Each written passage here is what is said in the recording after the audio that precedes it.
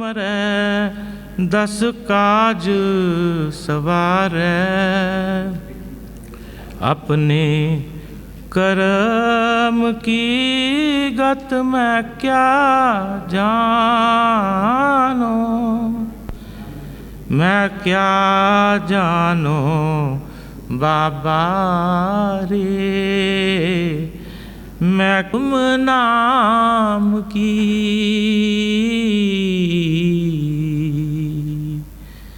प्रीत लगी तुम नाम की पल बिसरै नाही. Welcome friends, brothers, sisters. I am very happy to be here again today for this 3-day visit, and it is essentially to meet some of you who have requested for that on a one-on-one interview or a one-on-one personal meeting, so that if you have any personal questions which you don't discuss in a common auditorium like this, you can come up and talk to me about it. You can ask questions or you can give answers or make any comments. It's all open. The spiritual path, Sant Mat, is an open invitation to seekers of all faiths, all religions, all nationalities, all ages. It does not distinguish between any two people. All human beings have the same Creator in them, no matter what name you call him by, no matter what you call her by. We don't know the gender of the Creator. Sometimes we call him and sometimes we call her, sometimes we can't say anything. I know that gender is a very local thing. It's only created when our soul, our spirit enters the world of mind and senses and this physical world. There is no gender above that. Our soul, when it transcends these three regions of the physical, astral and causal, shines in its brilliance. It's a beautiful view of so much light.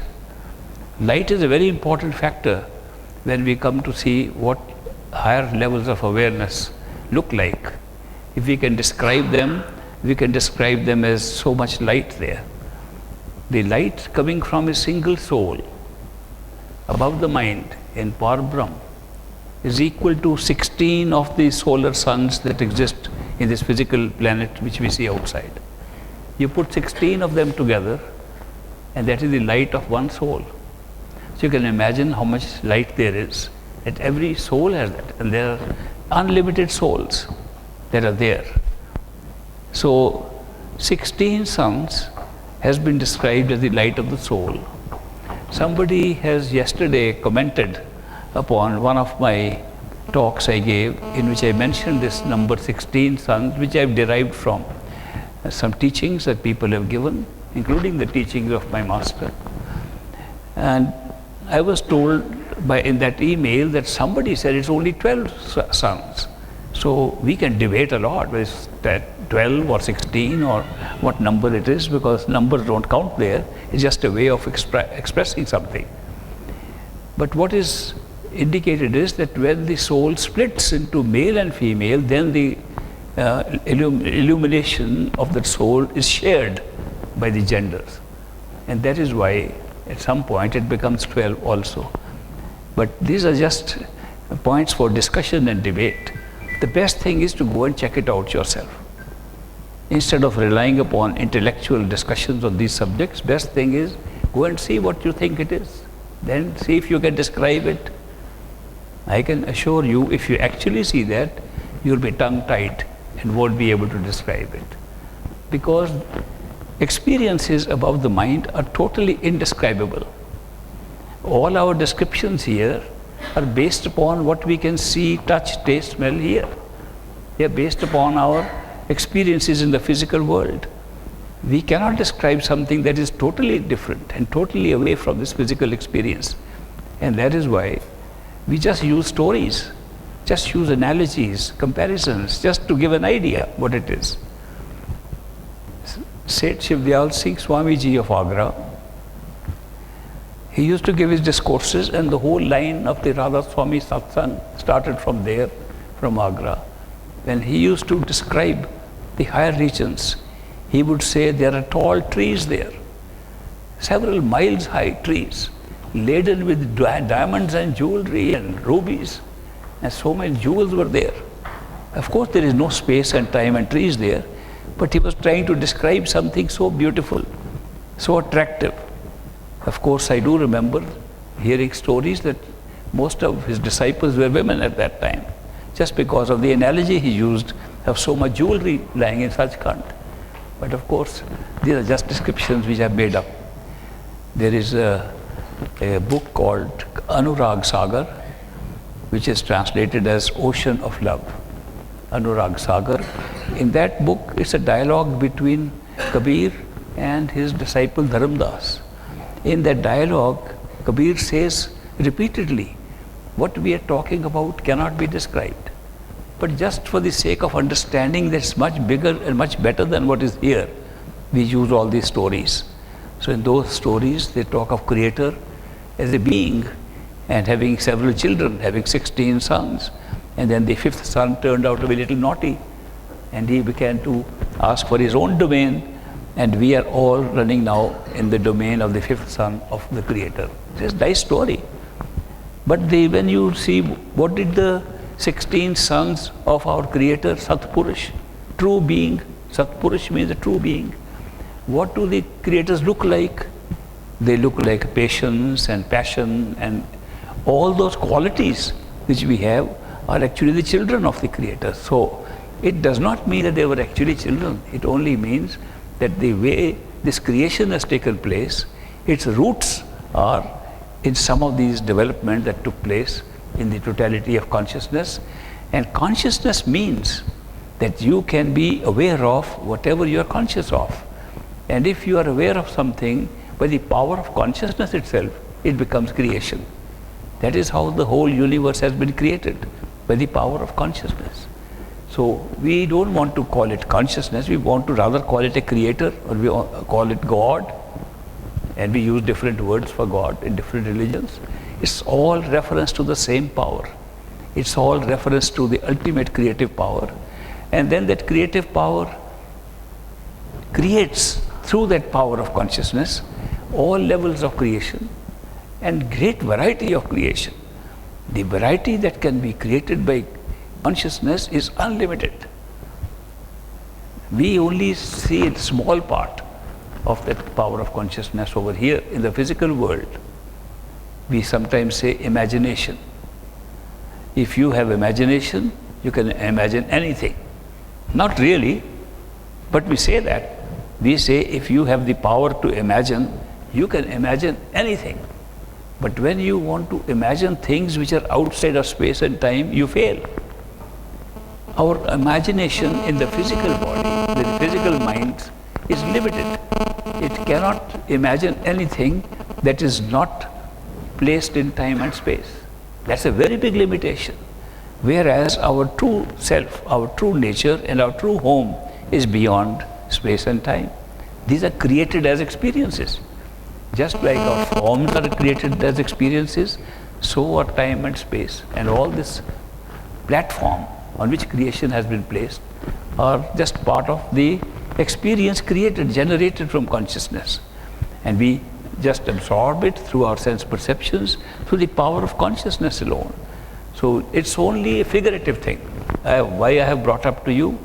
Because I get emails from serious students of the spiritual path, and they take these numbers and they take these descriptions very literally, as if it is literally happening like that. These are just similes, examples, to make us feel that there is something better, but the only way to know what it is to go within yourself and check it out. The spiritual path is not a religion. Most religions of the world have arisen from the spiritual path. If you look at the history of most religions, you will notice that they all started by some enlightened people telling us that the truth lies inside us and not outside, that the rest is illusion outside. It is destructible, temporary illusion outside, that the permanent self, which is having the experience of this illusion, is inside us. The self does not move out.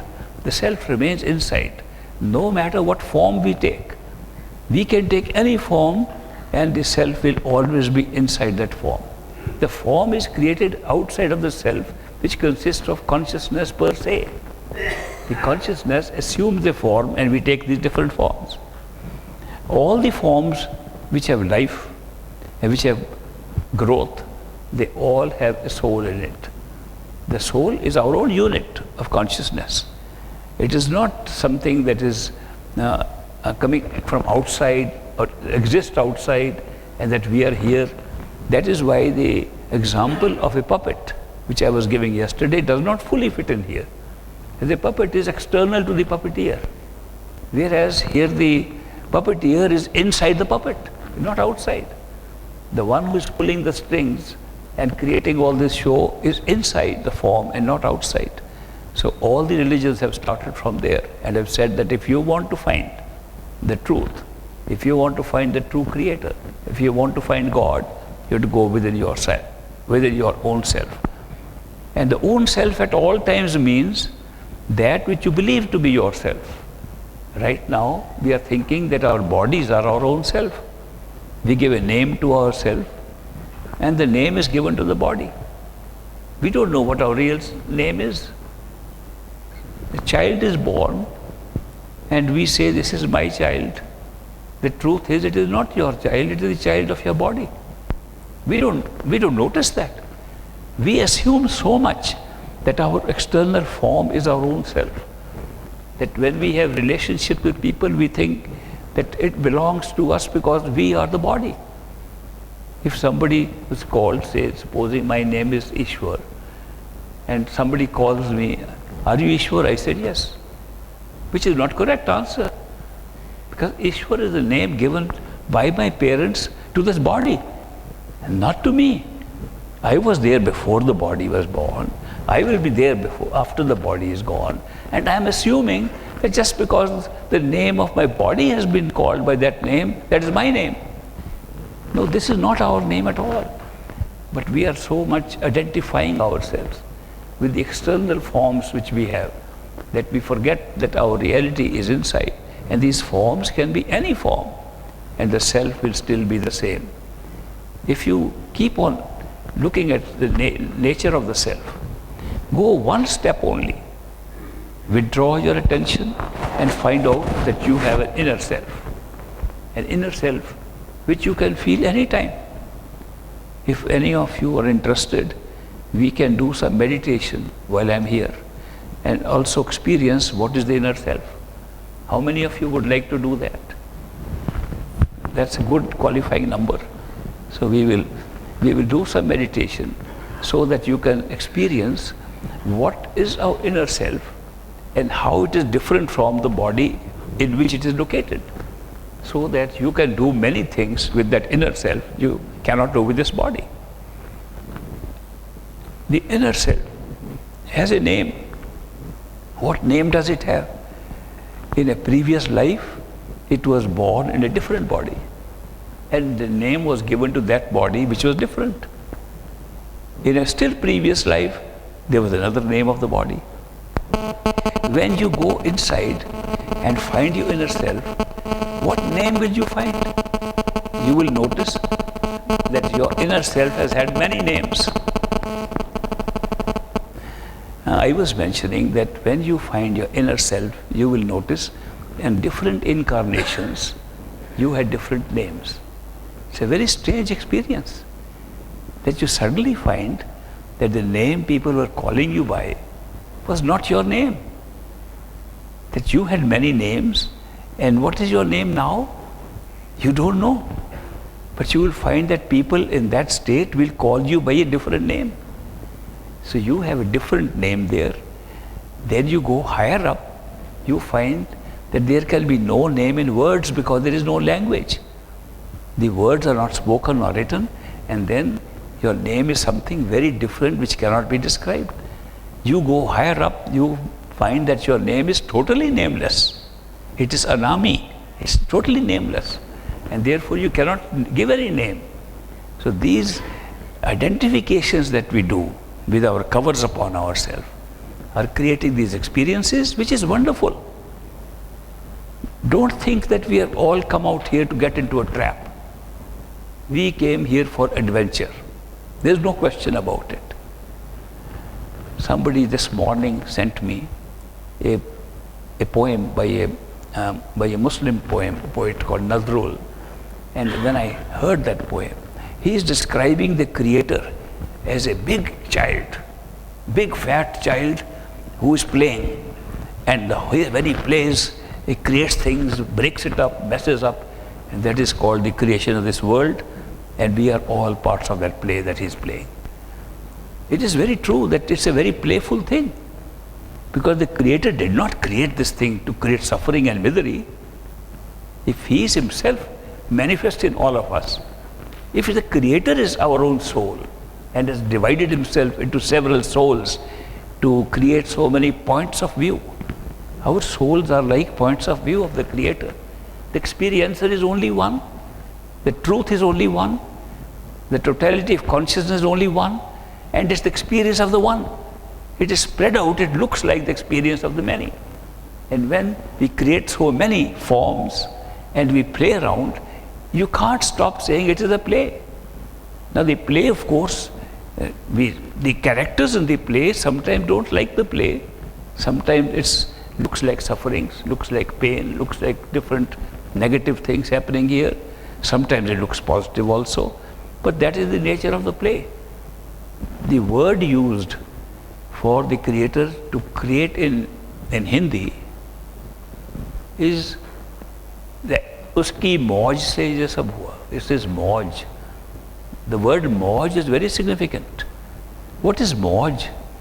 Mauj, we say mauj karo, and have fun.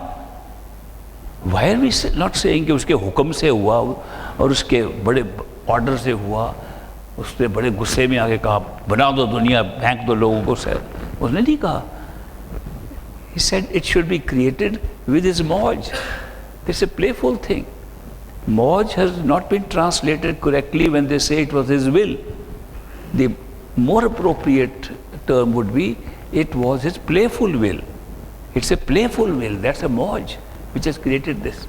Because the idea of this kind of creation was to have a high drama, extreme drama, then only it's adventure, otherwise not an adventure. And to make that extreme drama, although it is unreal, it should look real, so we can enjoy more. We should have extreme drama. People like thrill. An English word is thrill. That people jump on bungee jumping, they go on parachutes, they take motorcycle and run fast for thrill. That there's a great excitement in that. So where is that excitement coming from? Where do you want to have thrill from? It's your own consciousness that is built like this. And therefore, this whole drama setup is for thrill and adventure.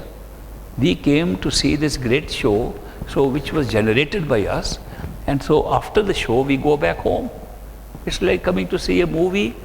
It may be good, bad, high, low, and then we go back home. We don't carry the movie with us, and it is only for that temporary time we see.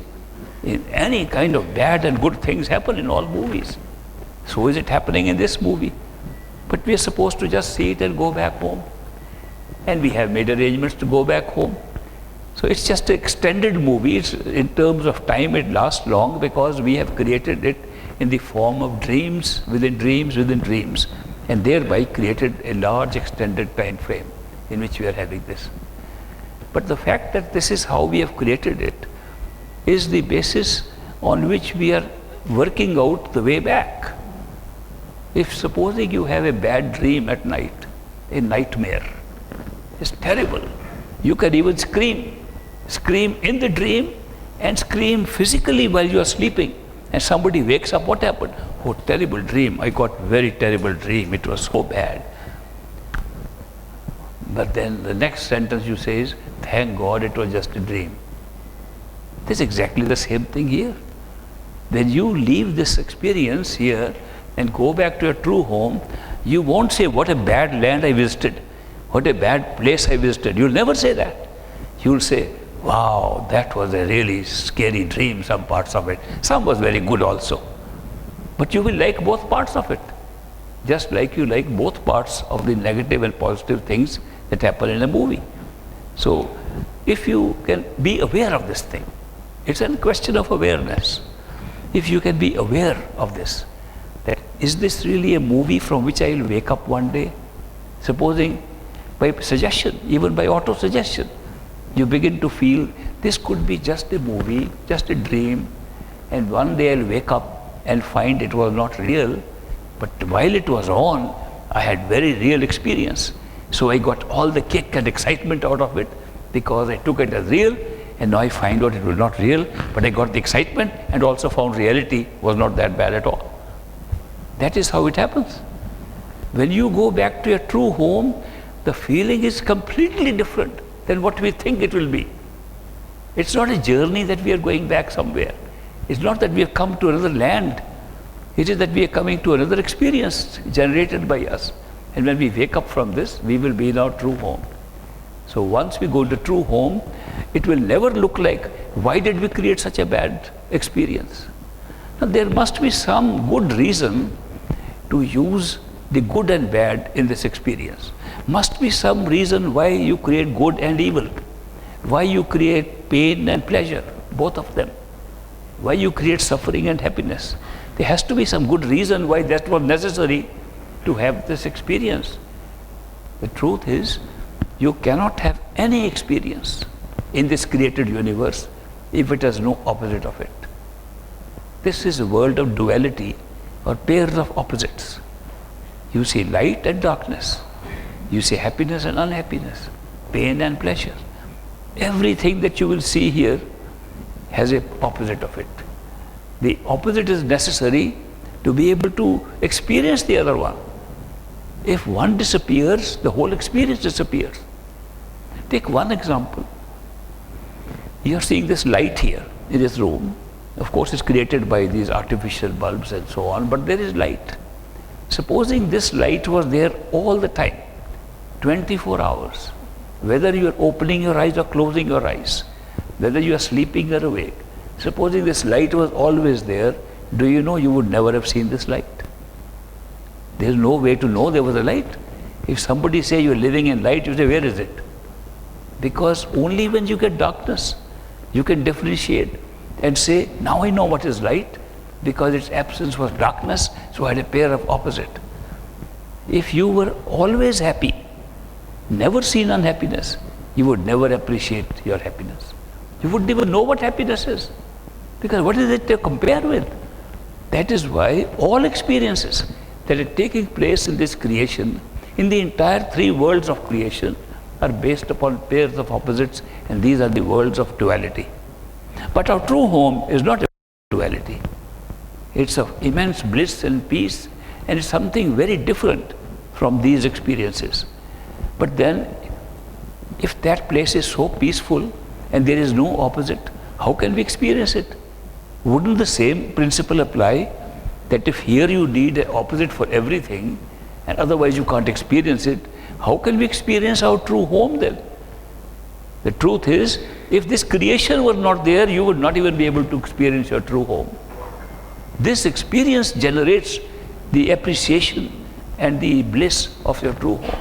The word bliss would be non-existent if there was nothing to compare it with. So the beautiful way is that having a home, a true home, our true home, which is Satsangi, the truest place which has no opposite, which has no duality. And in order to experience something with no duality, we created an experience of duality, and the experience automatically became an opposite of the world of no duality. It's a very artificial way, but it's so beautiful that we appreciate our own true state. It is described in some books in such a way that there are souls that are still dancing and enjoying in bliss in our true home, Satsangi. Then there are souls that have come here and are experiencing duality and will one day go back. Those who have never left their Sachkhand, they call them Hans. And those who have come here, they call them Bans. They say when the Bans return to the true home Sachkhand, and there they see the Hans all singing, dancing, very happy. This is of course just an exaggeration, just a simile. And they find all the Hans dancing, singing, very happy. Then the Bans who go back dance even more higher, and they sing louder. And the Hans tell the Bans, what is so special about you? You are the same soul like we are. And how come you are more exciting in your dancing and your joyfulness and your bliss? How can you have different one from us? And we tell them, the Bans tell the Hans, you don't know what you are missing, because you have never had an experience to compare the bliss that you have. That is why it's a great justification for the creation of this universe. The universe of duality has been created in order we can experience the bliss and joy of the non-dual true home of our own, where we come from and where we go back in our truly awakened state. So that is why there is a great purpose in this creation. People very often wonder, why if there is a creator and we worship that creator and we praise that creator, and this is the mess he has created over here? No, he has created bliss for himself there. The mess is dreamlike. By creating a dreamlike mess, he created a beautiful bliss out there which is real. So by creating something, a pain and pleasure, which is like a dream from which you can wake up, we are able to experience a bliss which we wouldn't be able to experience at all except for this experience. So there is great purpose in our coming here. It's not such a purposeless creation that why are we roaming around here? Of course, if this creation was as real as our true home Sachkhand, there would be a big question mark that why did you create this? Why did you convert our non-dual, beautiful, blissful place into a place which is the opposite, and only you go about from one to the other? But once we found out that this one is not real, this is Maya, illusion, mithya, it's destructible, temporary, it's just made up. It's made up to create an experience which then leads to our much greater appreciation of our true home. And that is why those who question why God created these things, He did not create the true suffering or true pain or true misery. He created a shadow of it. He made a movie of it. He made actors act it. And once the show was over, the actors were all happy and all mingled in bliss. They're happy in their true home. So that's the truth. That is why we are here. So we sometimes, unless we can see the other side, we cannot fully appreciate the value of creation. But that also leads to one other thing, which is very important, that if the whole appreciation and bliss of our true home, of our Creator, lies in an opposite, that means this creation must also be as important and as permanent as the Creator. If Creator is permanent, creation has also to be permanent. Otherwise, the appreciation of the Creator, of the true home, would cease. It will not be there. So that is why Creator-creation relationship is forever.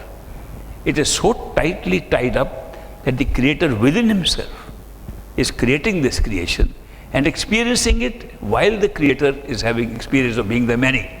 And He can be one and many, and since there is no time, the one and many overlap and become the same.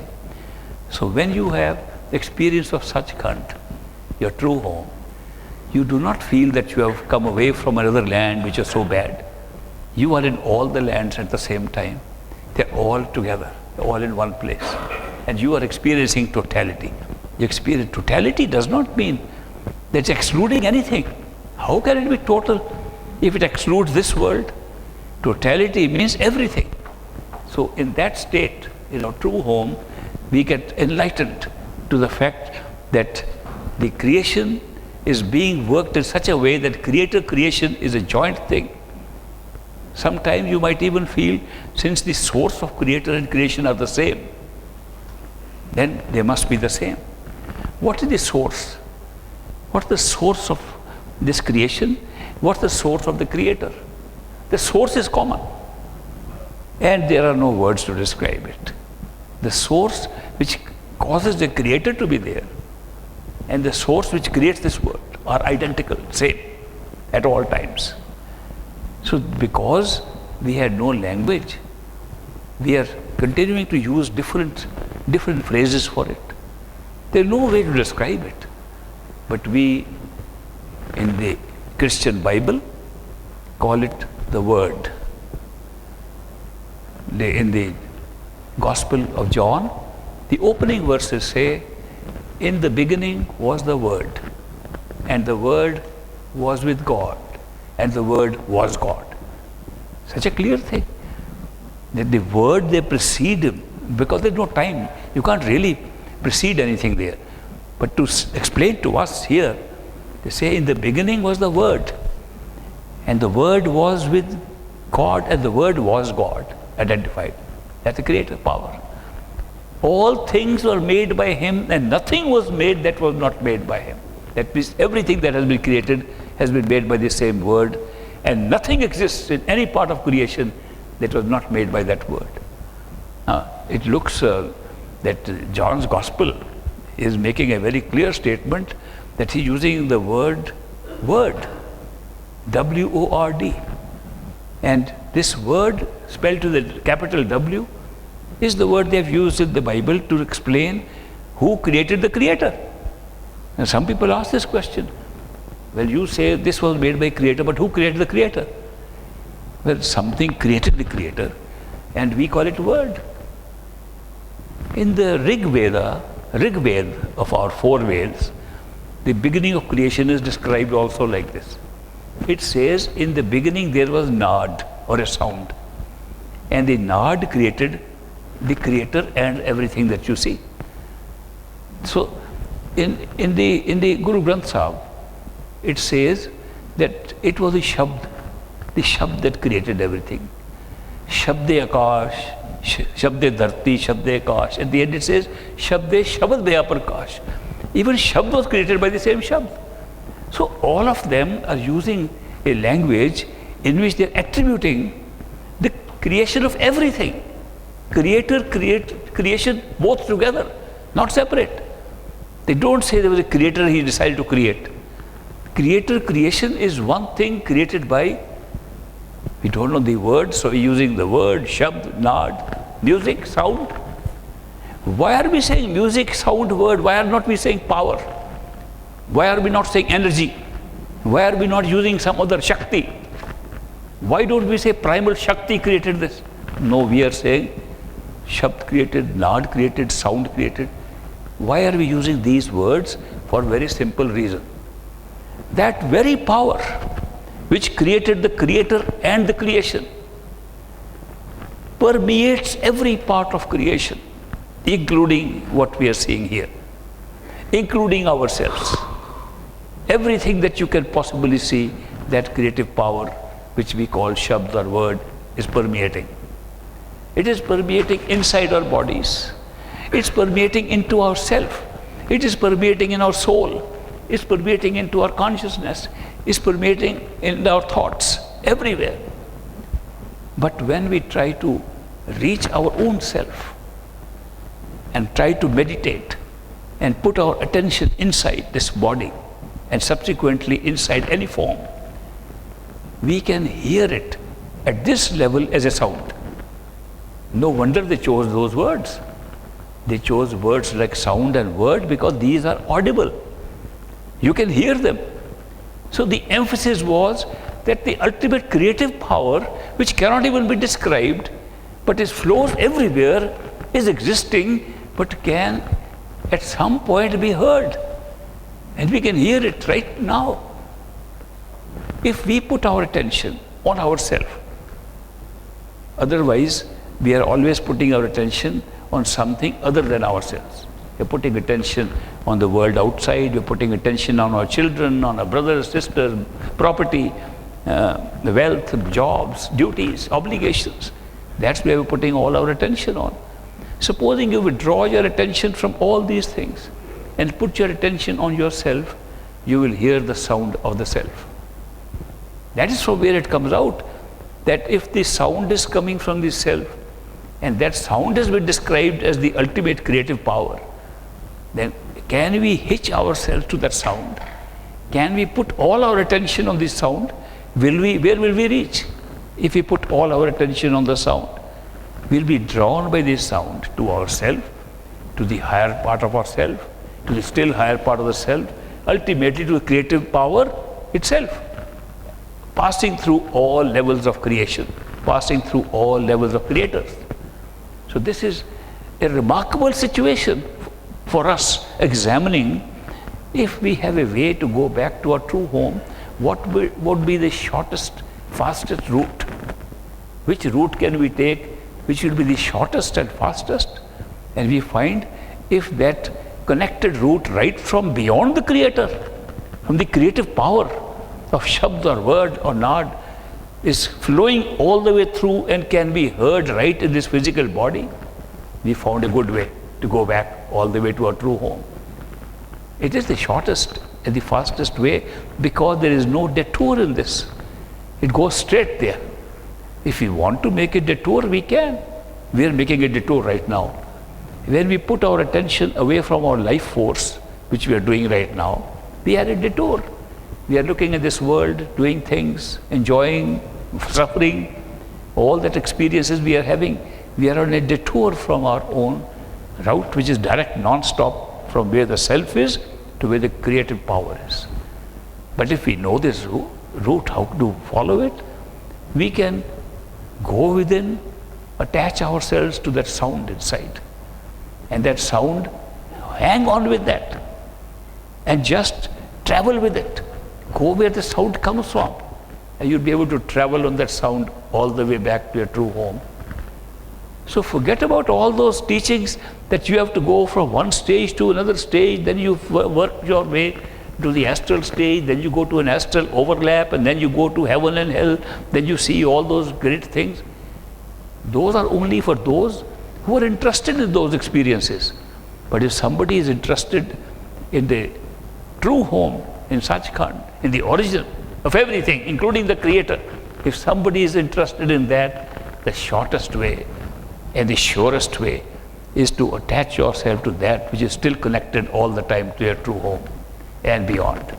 So this is a remarkable way that has been found out to discover what your reality is, where your true home is, and how to go it by the shortest method. This particular way, which requires your attention to be attached to that sound, to be attached to the shabd, to be attached to that word, to be attached to that power that is creating everything. We call it Surat Shabd Yoga. Surat Shabd Yoga means the Surat is the attention, Shabd is that sound, and Yoga means union with your own true self, totality. So Surat Shabd Yoga, as I have been able to understand and practice from my teacher, from my guru, is the easiest and the fastest way to go back to your true home. You can take different ways. You can proceed to examine the different energies that operate in this world. There are so many energies operating here. You can manifest energies like you are manifested the sound in the form of a human body or other bodies in the form of the whole universe. You have seen the same Shabd is the whole form. Energies also exist and they can be in different forms. There are autonomous energies operating in this body itself. Some we control. When I want to speak to you, I use my will, I use my volition and say, let me speak to you. But I don't tell my heart, now beat, and then it will beat. It beats by itself. The life forces, all that stuff that's going on in miles and miles long nervous system in the body, these messages that are going from one part to the other, if you understand, there's a whole universe in our body moving with no control of our own. We are not giving direction to anybody. There are antibodies hiding in these walls. Today's research is amazing. There are antibodies hiding in the wall so that if you have an infection or germ coming from outside, it can fight them. There are so many germs inside us, which are good germs, battalions of them, an army of germs inside us that are fighting bad germs that come from outside. Are we aware of it? Do you know how many germs we have in an average body? They weigh about 3 pounds. They weigh more than your heart, stomach and liver put together. That's the largest organ of our body are germs, little bacteria that are fighting others. And then they have such a system by which when an invading bacteria comes in to invade us, they check, is he friend or foe? They are carrying their own identity. They check, and if it is a friend, they say, come in. And if it is a foe, no, we take some yogurt and take 1 cup of yogurt and have just swallowed several billion of those little germs. That's how the yogurt is made. Then we take them in and they are all good bacteria for us. And then when the bad ones come, they fight them. So this is a battle going on continuously in our body. Are we aware of it? Look at the simple physical existence of a human body and what's going on in it, and they're all autonomous. They're running by a system in which the human body, with its own mind, the pindi mind or the physical mind, has no control. But it runs like that. So there are only some points where we interfere with it. The rest is running. Experience is being generated to such great details, in such great details, by the power of that creative power that sets up all this. It's not set up by human design or by human will. It's being designed by the same word which we call Shabd or word or something. That is generating the whole experience up to great details. So when we want to pull our attention back and attach ourselves to the self, which is the point at which we can hear the Shabd. We can't hear it all the times. We can only hear it when we put our attention on it. And where does it ring? Where you are. Not the body, you. The self. The self lives in this body temporarily. Body is created in the mother's womb and is prepared by an autonomous system. You don't decide which mother to pick up. Nobody decides. Then who decides? There must be some process by which we decide where we are going to be born with our karma. They say that the destiny, our pralabdha is made first. Pralabdha pehle bani, pache bana sharir. Even this beginning of this body is not started till the destiny is completely. Our destiny, what the person will look like, what he will do from birth to death, is written up completely in full details before even the conception of the body starts in the mother's womb. So it's a remarkable system. Then when, supposing you have a destiny made up and you are destined to be born according to destiny, with that mother, that father, that town, that place, that time, that hour, it's all part of the destiny, already made before you are there at all, in any form. Then what happens? The mother conceives and you're not there. Your destiny is there. Your destiny is creating the embryo in the mother. The embryo is part of the mother. The embryo is not somebody separate from the mother. The embryo becomes a fetal body, and in the human birth, in the 5th month of pregnancy, the mother says, somebody is kicking me from inside. And the embryo, which was till then just a limb of the mother, becomes a human being, still to be born. And that human being, who was probably walking outside a day before. A person could be walking outside a day before and dies and is there in the 5th month of pregnancy of the mother whose destiny was supposed to take place, where the destiny was supposed to go. So in the 5th month of pregnancy, you are born and you know everything. What do you think you are at that time? What is the state of your awareness? You have grown fully in a previous life, in a previous body. I am talking of a case where a human being dies and is reborn as a human being. You have remembered your old life. You remembered so many things. And what you forgot when you were dying in the old body, the whole flashes of your life came back to remind you this is how you lived, so that the pralabdha can be understood by you. That's what you're going to be born now. So once you see, you know everything, and suddenly you will find that you're inside another woman's womb, inside the belly of another woman. What does the being who's in that form? And by that form the head has been formed. You must know that this pralabdha is making the body, even the embryo. The pralabdha is pre-existing. It is making the conception. It is making this very, very first cells. The very first cell that it makes is the cell of the brain. The very second cell it makes, when it breaks into two, the very second part is the heart. So the brain and the heart are one cell each. And this is a great study of embryos, the growth of embryos. If you go into that subject, you will find how the two cells keep on multiplying and add on all the things. The brain and the heart are both working very early on as single cells and multiple cells, but in a very small form. They keep on growing, and then they add on the rest.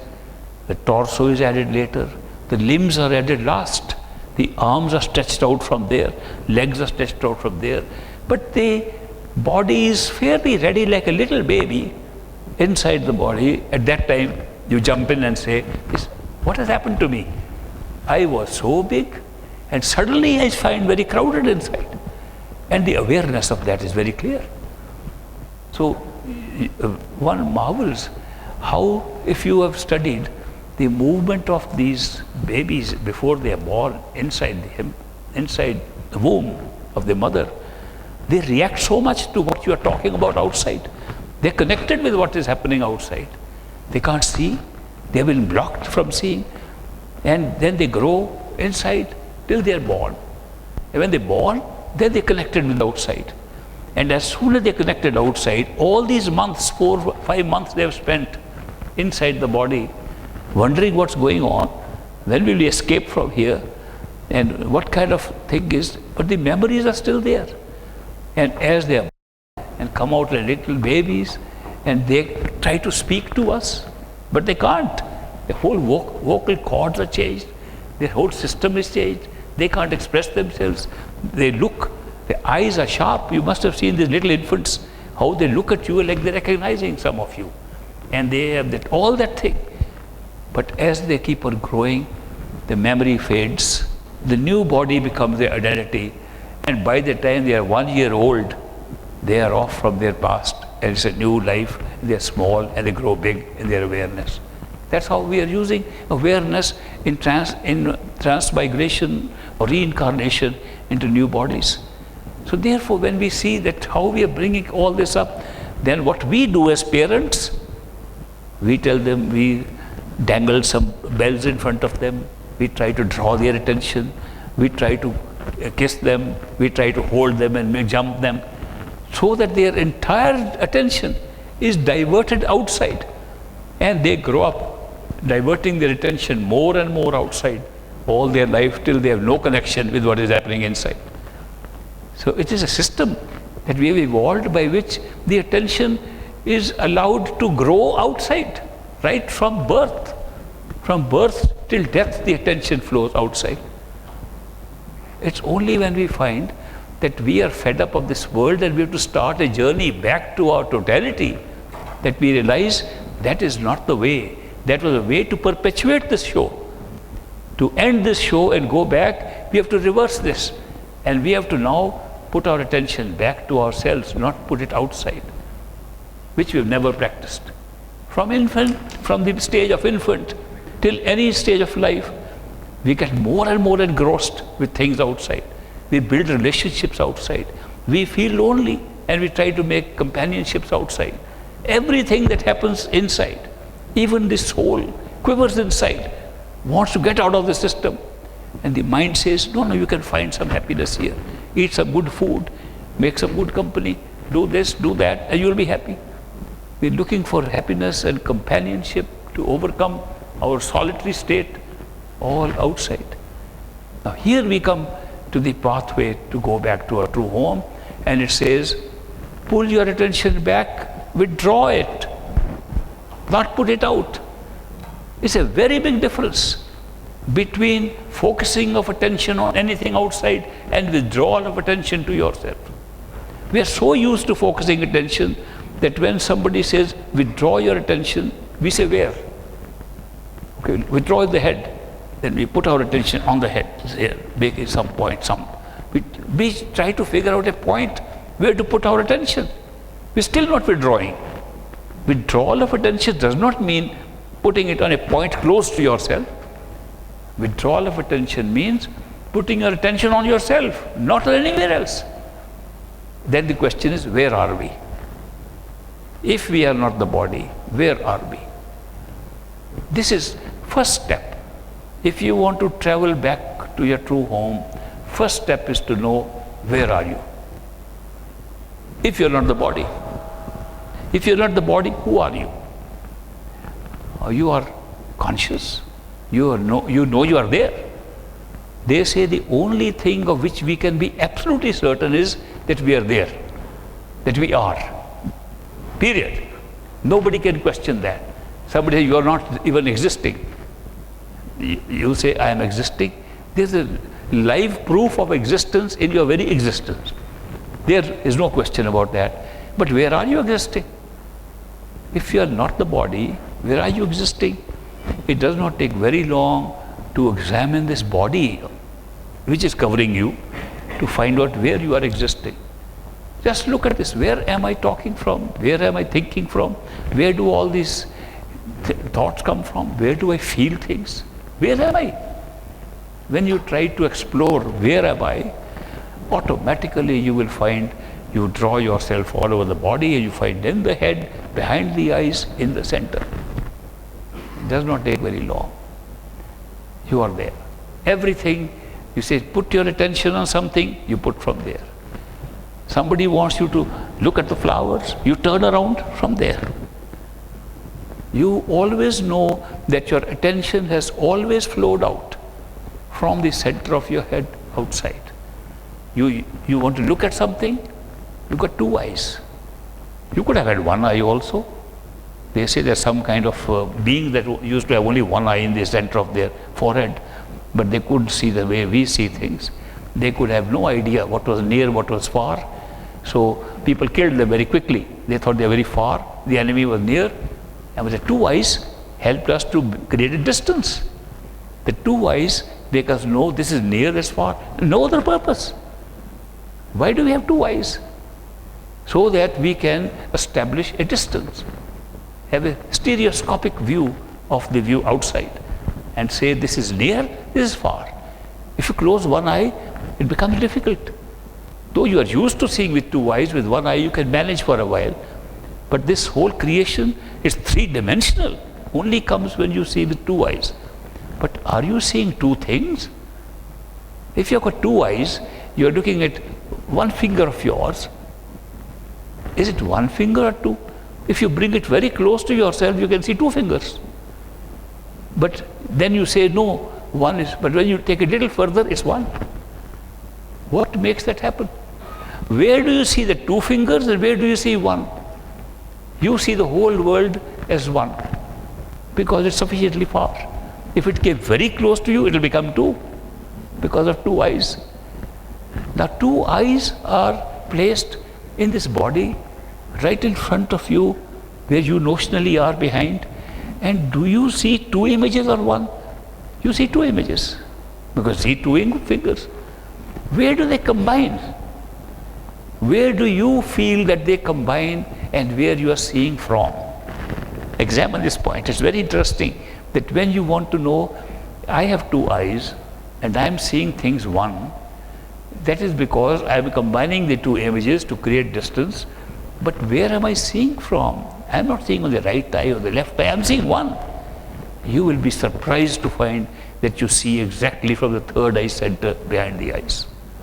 It's such an amazing thing that just by examining Where do you look at things from? You come to the same conclusion. When you want to say, where do I think from? You come to the same conclusion.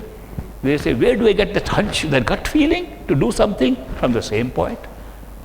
You will discover that everything you are doing, all perceptions you are having, is all taking place from the third eye center behind these eyes. How far behind? In the center. If I were to say, these two fingers of mine, the tips of the fingers are my eyes. Where these fingers meet, that's the distance behind the physical eyes. From where we see, where we are conscious of, where we are awake. It's so nice to know this, because now we know where we really are in the body. Then all that is necessary now is not to put attention there, but to withdraw your attention to that point by assuming you are there, by imagining you are there. Don't put any strain at all. Imagination is a great power, very big power, and we don't use it fully. If we want to imagine, supposing you want to imagine that you're standing in that corner. Let's say with your physical body that you are standing in that corner. Can you imagine that? You just think of it, there you are. You look that side and say, an image of me has moved and is there. Most of it is here on the chair. Well, I see some imaginary image of yourself. That imagination can put you there, can put you anywhere. You can say, I'm flying up in the sky by imagination. The body is here, I am flying.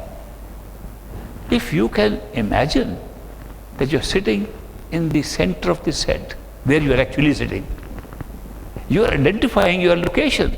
You are then withdrawing your attention to yourself, not focusing. Withdrawal of attention takes place by imagining you are in the center of the head, not by trying to focus there. Focusing is still away from yourself, but imagining you are there is withdrawing yourself. So that is step number one. If you can do that successfully, I'm telling you, you can all be very successful in meditation.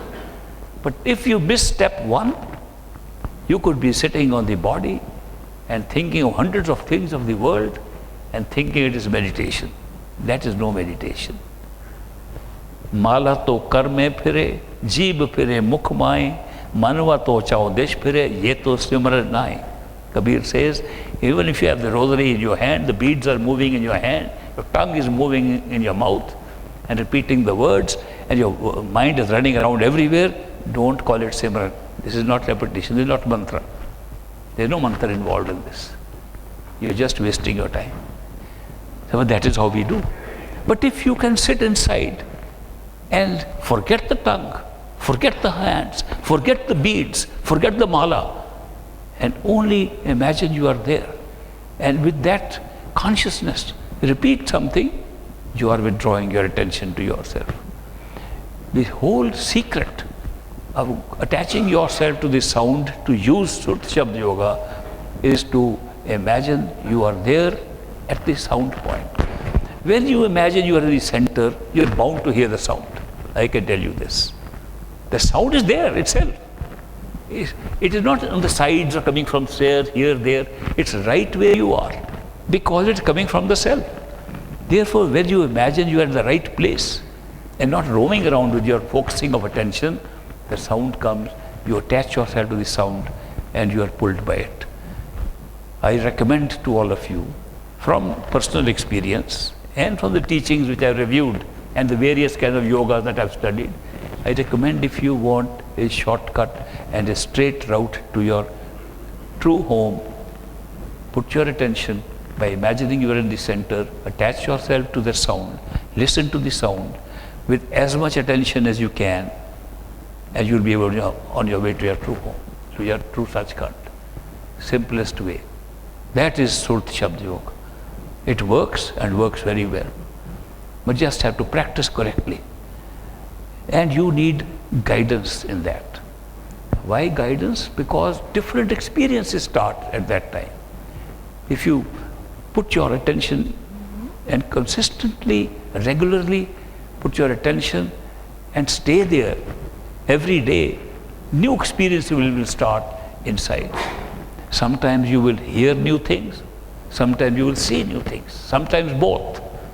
Sometimes you will see things which you've never seen before. Sometimes you will hear sounds that you never heard before.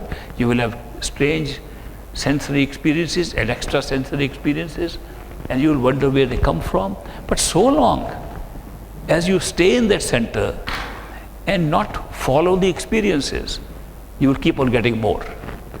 But the tendency very often is you see something bright and you run after it. By running after means your attention goes towards it. Then you lose it. But if you stay where you are in the center and just watch, then you will have more and more experiences. This is a path, a straight shortcut to our true home within ourselves.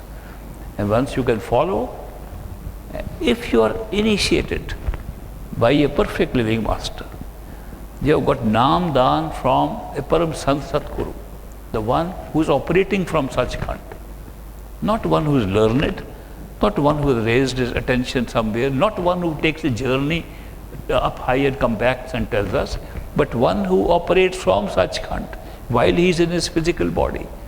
If such a person gives you Nam Dan, at the very point when he gives you that, he manifests himself inside you and waits for you inside. And when you pull your attention there, if your attention is even half withdrawn from this physical body, you will see that person, you will see that being, you will see your guru, your master. When you begin to see, you can add to it, first by imagination, which is the very thing you use to start with. We start with imagination. Now, imagination can be of two kinds. One, which is recall of something that happened. For example, I met my friend yesterday, he was standing outside this door, and when I try to remember, I can still see his face. I'm imagining. But I'm not imagining something new, I'm imagining what I saw. And that's real. The person I saw was real. So when I imagine, I'm getting back the real person.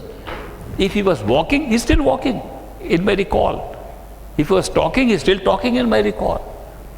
When we have a living person who we imagine, that living person you imagine as one who did what you imagine. Shortly after that, the living person starts saying things more than what he said when you saw him, and suddenly becomes alive. And then becomes your friend. And it takes a little time, it takes some while to establish this experience. It comes and goes in the beginning. But if you have patience and you can develop that, ultimately it's instantaneous. You close your eyes, remember, there he is. You talk, have a nice conversation, and then inside walk, fly anywhere you like. Ultimately it becomes so normal that you don't have to close your eyes. You could just see him there around you. Just like you see living people. You suddenly find he is more alive from inside out than he is from outside in. When he was outside as a physical body and you thought of him, it was not so alive. When he is not there in the outside body and he is alive inside, he is not only alive inside, you see him outside alive also. You can walk, feel that you are walking with him. You can hold his hand in physical body outside. You can be driving your car and he's sitting next to you in the seat. That visual experience where you can see the power of a perfect living master who has manifested himself as part of your experience of life. That's the most wonderful thing that I have found on this path. Other things are all right. You can see stars and moon in the sky. You can go and see beautiful scenes, and you can see many colors inside, and you can even fly outside. You can see the whole sky full of light. All right, so what? It's just an experience. Like this is an experience. Sometimes the movie producers are making better experiences than some people get in meditation. That's not a great thing. But to have a friend who's always with you and participates, takes part in your activities, takes part in your joy, takes part in your humor, cracks jokes with you. What do you think of that experience? It is totally different. A perfect living master manifesting himself in you And you are reaching that point to be able to imagine and eventually manifest the actual form. And being a permanent friend of that person inside you, I don't see anything like that anywhere. I have studied so many yogas, studied so many spiritual paths, so many methods of going and understanding what is inside, so many methods of understanding consciousness, intellectually and otherwise. There's nothing like having a true friend manifest who you can love and be loved by and always have a friend forever. And that friendship is absolutely not for short time. It's not for this lifetime. It is not connected with this body. It outlasts this body. And you will find that that kind of friendship cannot be found except when you are initiated by a perfect giving master who manifests himself in you at the time of Namdan or initiation. So that's a very big advantage of this particular path, which I am sharing with you. I am recommending it also because of my experience. I believe you are all seekers of the same thing. I believe we are all traveling on the same path towards our true home. And that is why I am sharing this with you and backing it up with my experience, that is the best thing I could find. And I hope you will take advantage of it. And I will continue this process of explaining to you further what to do. It's best to know step 1. No use discussing all the 5-10 steps. We should first practice step 1. If we are proficient and good in step 1, we will automatically be good in step 2. If you fail in step 1, no use discussing step 2. People want to have intellectual discussions of higher regions and higher consciousness and so on. It's all intellectual, mental game. It's all mental game of words. We exchange words and one-upmanship. I know more than you, you know more, I can explain better than you. These are all intellectual things, games of ego, games of I-ness, and they are not really worthwhile on a spiritual journey like this where we want to find our true home. So let me thank you all for joining me. I will take up a few questions now. If Rishi is ready.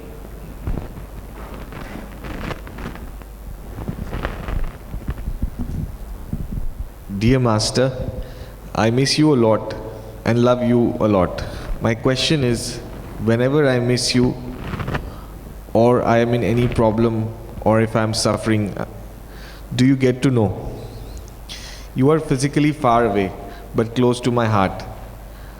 There are so many that you have to look after, but how do you know what is going through everyone's mind?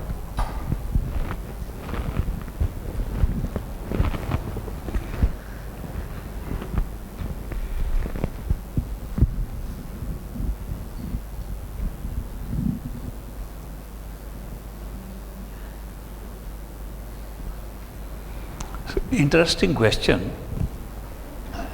Why it's interesting for me is because I asked the same question once, long ago. I asked the same question from Great Master. I said, Master, you say that you are inside us, and when we want to ask any question, we are in trouble, we want help, you will help us from inside. Do you have any knowledge outside also that we are doing this thing, or is it all our own internal thing? One master, whose name was Baba Fakir Chand from Ishwar Puri, he made a statement in his satsang. He said, masters know nothing. They are ordinary human beings like us, but they have this gift that they can create their image inside, and the true master is inside us. That is why don't think that the master outside and inside is the same. The master inside, which is part of your own self, is created by your own consciousness, is the true master. The outside is a replica, an outside image of that master. So the outside master acts according to what is happening in the inside master. He gave that example, Fakir Chand gave that example, that masters as physical beings are not all knowing. That they, so I was very interested in that statement of Baba Fakir Chand, because he was our neighbor when my father was teaching as a professor in Ishwar Puri. We used to meet him frequently. He was a very enlightened person. So at one time I had to ask him the same question, which I had asked great master once, about whether the master in physical body knows everything. And Baba Fakir Chand said, of course, they are not different. But the outside has to behave like an ordinary person, unknowing. Because if he says he knows outside, what will happen? Nobody will go inside. Everybody will run after the outside person. Therefore, it's appropriate for a master to tell, he knows nothing, go inside and find out from your true master inside. So it's very appropriate behavior of a perfect living master to do that. Now, this is what he explained, and I understood it, that the masters want us to meditate and find the truth inside. Otherwise, we are running after illusions. Master's outer form is part of the illusion. When you die, everything dissolves, including the form of the master. But what does not dissolve is the inner form of the master. Therefore, it's a very appropriate thing for a master to say, I don't know what is happening, and even if he knows. Now the question is, if he really knows, then how does he operate? One physical person, if he knows, has got so many initiates, so many disciples. He has initiated each one of them and told them, I am with you. I have manifested myself with you. Any problem you have, you can talk to me. And there are 1,000 people sitting there. And master is in all 1,000. How can one physical person know what is happening to 1,000 people? I had to find some appropriate language to explain how masters work. In America, in one of my talks, I explained this. And the explanation I gave was taken from the manual for masters. So I just picked up from there and said, the masters use what is called a clone. A clone is a replica of the master. And they make a clone and put that clone of themselves in each person they initiate. But they are in constant touch with the clone. They never disconnect with the clone. Clone continuously, all the time, sends messages what is happening inside the disciple. And therefore the physical form of the master at all time know it. But they don't have to use it for interaction with the disciple. The interaction should be ordinary human beings as friends. Supposing we came to know that another human being who is being a friend of ours knows all our thoughts, and sometimes our thoughts are very ugly, you know. In spite of even if we try to think very nice things, once in a while some naughty thoughts creep in. And if we know he's reading my thoughts, we'll hardly have any friendship with that person. So if you have a creepy thought and say, Master, did you see what I thought? He said, what was that? We feel very comfortable. Thank God. So you have to balance all these things. The truth is that the master in his awareness knows everything. He knows. And he, in his physical form, acts like he's just an ordinary person like us and knows nothing more than what we know. And therefore we can be very free with such a master as external physical friendship. As external physical friendship, he can be very free. When we go to his form inside, he can be very different. He can show his full knowledge, he can show everything and give all the answers. Inside, he won't say, I don't know what it is. Outside, he will. But this is part of a single plan. It's not different. So once you know what this cloning system is, a master can produce 1,000 million clones and take care of them and be in touch with all of them. If we don't understand how a master can through clones be in touch with all of them, take the digital world and in one little chip you can have a connection continuously working with not millions but billions of points. So it's not very difficult for the consciousness of a master to be in touch with all of them. Though in the physical body, physical relationships, he will pretend he knows as little or as more as you do, as your friend does. And that sustains the friendship at the physical level. This system works beautifully. And sometimes we think that the master may be using a clone, but does not know what's happening. Somebody complains, he says, Master, I had this problem. Oh, let me check with the clone. It's not like that. Then it's not a clone. Then we are separating that clone from the master. Clone means identical copy. It's an identical copy of the master. And the awareness of the clone, because clone is inside, physical part of the master is very far away. Physical master is so far away, has no time for anybody, and we hardly get to see him for a little while. But the clone is always there. Therefore, the clone acts more aggressively in being our friend. And the master in the physical form, with his remoteness, acts like ordinary human being. It's a great combination. It's good to know. And then sometimes, if we begin to really suspect, supposing we say, no, Baba Fakir Chand was more right than we are explaining now. He really did not know anything. And masters really don't know anything. And this mind, our doubting mind, which can doubt anything, begins to doubt. Master really doesn't know. It's just a theory that they made up of clone and all that. Then suddenly one day he'll spring a surprise by telling you something which you only know. How did Master know that? It is just one little example he will give and put you back on track. No, he knows. But he won't say so because he's a friend of mine. So from time to time, these experiences also take place. So I think it's a good game. To tell you the truth, there is no better game you can play than the game you play with your master.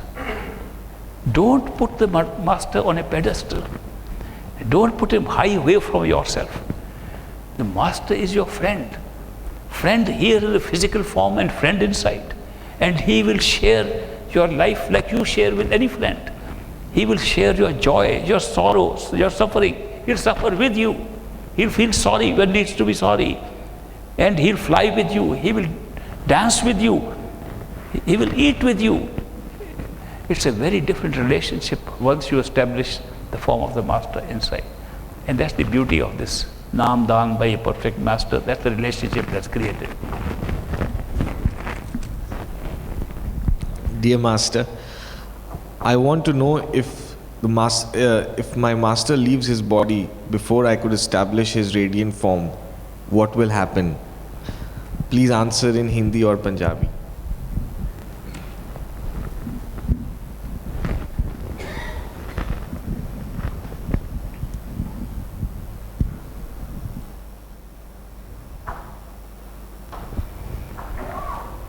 Question is in English. He's requested an answer in Punjabi or Hindi. So I think I should first translate the question into Punjabi and then answer it. ਇਹ ਸਵਾਲ ਪੁੱਛਿਆ ਕਿ ਜੇ ਸਾਡਾ ਸਤਿਗੁਰੂ ਆਪਣੇ ਸਰੀਰ ਨੂੰ ਛੱਡ ਜਾਵੇ ਔਰ ਉਹਦਾ ਨੂਰੀ ਸਰੂਪ ਅਜੇ ਸਾਡੇ ਅੰਦਰ ਨਹੀਂ ਆਇਆ ਤਾਂ ਫਿਰ ਕੀ ਹੋਏਗਾ? ਇੰਨਾ ਸਵਾਲ ਹੈ। ਕਈਆਂ ਨੇ ਪੁੱਛਿਆ ਸਵਾਲ ਕਿਉਂਕਿ ਮੇਰੇ ਸਤਿਗੁਰ ਨੇ ਮੈਨੂੰ ਕਿਹਾ ਸੀ ਕਿ ਜਿਹੜੀ ਸਭ ਤੋਂ ਜ਼ਰੂਰੀ ਗੱਲ ਹੈ, ਖਾਸ ਤੌਰ 'ਤੇ ਜੇ ਤੁਹਾਡਾ ਗੁਰੂ ਅੱਗੇ ਉਮਰ ਵਾਲਾ ਹੋਵੇ, ਸਿਆਣਾ ਹੋਵੇ, ਪਤਾ ਹੋਵੇ ਕਿ ਇਹਨੇ ਬਹੁਤੇ ਚਿਰ ਨਹੀਂ ਰਹਿਤਾ ਗੁਰੂ ਕਿਸੇ ਟਾਈਮ ਤੱਕ ਰਹਿ ਸਕਦਾ। ਮੇਰੇ ਸਤਿਗੁਰ 90 ਸਾਲ ਦੀ ਉਮਰ ਤੱਕ ਰਹੇ, ਬਹੁਤੇ ਗੁਰੂ ਉਸ ਤੋਂ ਪਹਿਲਾਂ ਚਲੇ ਗਏ। ਅਤੇ ਜੇ ਉਹ ਗੁਰੂ ਸਾਨੂੰ ਕਹਿੰਦਾ ਕਿ ਦੇਖੋ ਮੈਂ ਤਾਂ ਹੁਣ ਮੇਰੀ ਹੈਗੀ ਉਮਰ ਹੋ ਗਈ ਹੈ ਅਤੇ ਤੁਸੀਂ ਕੀ ਕਰਨਾ ਚਾਹੀਦਾ ਹੈ? ਅਤੇ ਗੁਰੂ ਕਹਿੰਦਾ ਜਿੰਨੀ ਜਲਦੀ ਹੋ ਸਕੇ ਤੁਸੀਂ ਇੰਨਾ ਭਜਨ ਕਰ ਲਓ ਕਿ ਤੁਹਾਡਾ ਨੂਰੀ ਸਰੂਪ ਅੰਦਰ ਆ ਜਾਏ। ਜੇ ਉਹ ਆ ਜਾਏਗਾ ਫਿਰ ਜਦੋਂ ਗੁਰੂ ਸਰੀਰ ਛੱਡ ਦੇਵੇ ਤੁਹਾਨੂੰ ਨਹੀਂ ਪਤਾ ਲੱਗੇਗਾ ਛੱਡ ਕੇ ਚਲਾ ਗਿਆ, ਤੁਹਾਨੂੰ ਲੱਗੇਗਾ ਇੱਥੇ ਹੀ ਹੈ ਤੁਹਾਡੇ ਨਾਲ ਹੀ। ਇਹ ਲੱਗੇਗਾ ਕਿ ਹਾਂ ਬਾਹਰ ਦੀ ਜਿਹੜੀ ਮਿੱਤਰਤਾ ਸੀ ਬਾਹਰ ਦੀ ਉਹ ਖਤਮ ਹੋ ਗਈ, ਅੰਦਰ ਦੀ ਨਹੀਂ ਖਤਮ ਹੋਈ, ਔਰ ਅੰਦਰ ਦੀ ਮਿੱਤਰਤਾ ਚੱਲਦੀ ਰਹਿੰਦੀ ਹੈ। ਇਸ ਪਿੱਛੇ ਇਹਦੇ ਨਾਲ ਬੜਾ ਸਮੂਥ ਟ੍ਰਾਂਜ਼ੀਸ਼ਨ ਹੋਏਗਾ ਕਿ ਤੁਹਾਨੂੰ ਪਤਾ ਨਹੀਂ ਲੱਗੇਗਾ ਕਿ ਬਾਹਰ ਦਾ ਸਰੀਰ ਚਲਾ ਗਿਆ, ਉਹਦੇ ਨਾਲ ਹੀ ਜਦੋਂ ਤੁਸੀਂ ਜਾਓਗੇ ਸੰਸਕਾਰ ਕਰਨ ਜਾਓਗੇ ਆਪਣੇ ਗੁਰੂ ਦੇ ਸਰੀਰ ਦੇ, ਅਤੇ ਉਹ ਨਾਲ ਹੀ ਖੜਾ ਤੁਹਾਨੂੰ ਕਹੇਗਾ ਇਹ ਤਾਂ ਐਵੇਂ ਸਰੀਰ ਸੀ। ਤੁਸੀਂ ਗੁਰੂ ਨੂੰ ਦੇਖੋਗੇ ਕਿ ਉਹਦਾ ਜ਼ਿੰਦਾ ਹੈਗਾ, ਤੁਹਾਡੇ ਵਾਸਤੇ ਜ਼ਿੰਦਾ ਹੋਏਗਾ ਬਾਹਰ ਖੜਾ। ਇਹ ਨਹੀਂ ਕਿ ਤੁਹਾਡੇ ਅੰਦਰ ਭਜਨ ਕਰਨ ਨਾਲ ਖੜਾ ਹੈ, ਬਾਹਰ ਖੜਾ ਤੁਹਾਡੇ ਸਾਹਮਣੇ। ਇਸ ਪਿੱਛੇ ਫਿਰ ਤੁਹਾਨੂੰ ਕਦੀ ਨਹੀਂ ਲੱਗੇਗਾ ਕਿ ਗੁਰੂ ਚਲਾ ਗਿਆ। ਅਤੇ ਇਸ ਪਿੱਛੇ ਇਹ ਬੜੀ ਜ਼ਰੂਰੀ ਗੱਲ ਦੱਸੀ। ਸਵਾਲ ਸੀ ਕਿ ਜੇ ਗੁਰੂ ਪਹਿਲਾਂ ਹੀ ਮਰ ਜਾਏ, ਪਹਿਲਾਂ ਹੀ ਚਲੇ ਜਾਏ, ਤੁਸੀਂ ਅਜੇ ਜ਼ਿੰਦਾ ਹੋ, ਅੰਦਰ ਤੁਹਾਡੇ ਦਰਸ਼ਨ ਹੋਏ ਨਹੀਂ, ਨੂਰੀ ਸਰੂਪ ਆਇਆ ਨਹੀਂ, फिर तुसी की करोगे? तड़फ तड़फ के कहोगे गुरु चला गया, मैं कल्ला रह गया। कहते नहीं, ਜਦੋਂ ਗੁਰੂ ਨਾਮਦਾਨ ਤੁਹਾਨੂੰ ਦਿੰਦਾ ਹੈ, ਉਹ ਨੂਰੀ ਸਰੂਪ ਤੁਹਾਡੇ ਅੰਦਰ ਉਸ ਲਈ ਆ ਜਾਂਦਾ ਹੈ। ਇਹ ਨਹੀਂ ਕਿ ਹੌਲੀ ਹੌਲੀ ਆਏਗਾ ਪਿੱਛੇ ਬਾਅਦ ਵਿੱਚ। ਨੂਰੀ ਸਰੂਪ ਉਸ ਲਈ ਅੰਦਰ ਆ ਜਾਂਦਾ ਹੈ ਜਦੋਂ ਤੁਸੀਂ ਭਜਨ ਸਿਮਰਨ ਕਰਦੇ ਹੋ, ਤੁਹਾਨੂੰ ਨੂਰੀ ਸਰੂਪ ਨਜ਼ਰ ਆ ਜਾਂਦਾ ਹੈ। ਇਹ ਨਹੀਂ ਮਤਲਬ ਕਿ ਉਸ ਲਈ ਆਇਆ। ਨੂਰੀ ਸਰੂਪ ਤਾਂ ਨਾਮਦਾਨ ਦੇ ਵਕਤ ਆ ਜਾਂਦਾ ਅੰਦਰ, ਜੇ ਤੁਹਾਡੀ ਉਸੇ ਵੇਲੇ ਤਵੱਜੋ ਲੱਗ ਜਾਏ। ਉਹ ਕਿਸੇ ਕਿਸੇ ਦੀ ਲੱਗ ਜਾਂਦੀ ਹੈ। ਜੇ ਜਿੰਨੀ ਤੁਹਾਡੀ ਤਵੱਜੋ ਬਾਹਰ ਹੈ, ਉਨਾ ਹੀ ਟਾਈਮ ਲੱਗਦਾ ਉਹਨੂੰ ਅੰਦਰ ਖਿੱਚਣ ਦਾ। ਪਰ ਜਿਹੜੇ ਆਦਮੀ ਨੇ ਬਹੁਤੀ ਤਵੱਜੋ ਨਹੀਂ ਲਗਾਈ, ਪਿੰਡ 'ਚ ਰਹਿੰਦਾ, ਆਪਣੇ ਇੱਕ ਘਰ 'ਚ ਹੀ ਰਹਿੰਦਾ, ਕੁਛ ਕੰਮ ਹੀ ਨਹੀਂ ਕਰਦਾ, ਉਹ ਭਗਤੀ ਬੜੀ ਉਹਦੇ 'ਚ ਪਿਆਰ ਭਗਤੀ ਬੜੀ ਹੈ, ਨਾਮਦਾਨ ਮਿਲਦਾ ਉਹਨੂੰ ਉਸ ਲਈ ਪ੍ਰਤੱਖ ਹੋ ਜਾਂਦਾ ਗੁਰੂ। ਕਈ ਕੇਸ ਮੈਂ ਦੇਖੇ, ਆਪਣੇ ਗੁਰੂ ਨਾਲ ਦੇਖੇ। ਇਸ ਕਰਕੇ ਇਹ ਨਾ ਸਮਝੋ ਕਿ ਗੁਰੂ ਨੇ ਉਸ ਵੇਲੇ ਆਉਣਾ। ਜੇ ਤੁਸੀਂ ਦੇਖੋਗੇ, ਗੁਰੂ ਤਾਂ ਤੁਹਾਡੇ ਅੰਦਰ ਨੂਰੀ ਸਰੂਪ ਉਸੇ ਵੇਲੇ ਪਾ ਦਿੰਦਾ ਜਦੋਂ ਨਾਮ ਦਿੰਦਾ ਹੈ। ਤੁਸੀਂ ਹੌਲੀ ਹੌਲੀ ਕਰਕੇ ਜਦੋਂ ਤੁਹਾਡੀ ਤਵੱਜੋ ਅੰਦਰ ਜਾਂਦੀ ਹੈ, ਉਹਨੂੰ ਦੇਖਦੇ ਹੋ। ਔਰ ਜਦੋਂ ਦੇਖਦੇ ਵੀ ਹੋ ਤੇ ਕਦੀ ਆਉਂਦਾ ਕਦੀ ਜਾਂਦਾ।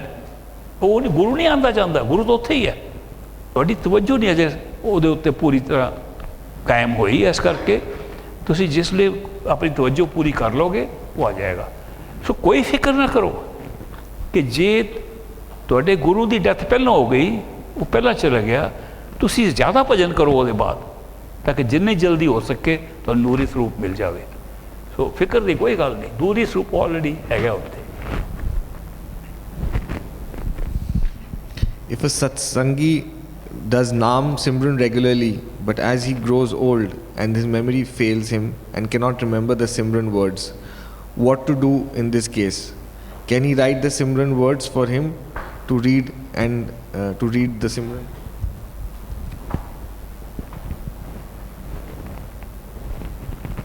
The question is, if a Satsangi does Naam Simran regularly, but when he gets old, his memory is losing, he can't remember even the words of Simran, then is it appropriate to write the words of Simran and give him to repeat? The answer is yes, no harm. If nowadays we can't remember everything, so we use our iPhones and we record, they tell us. We use paper to write, memorize things which we forget. With heavy pressure of modern civilization, we can't remember everything, so we use every kind of aid to help us remember things by writing it out, by somebody else reminding us. So there's no harm in telling a person, if you have forgotten the Simran.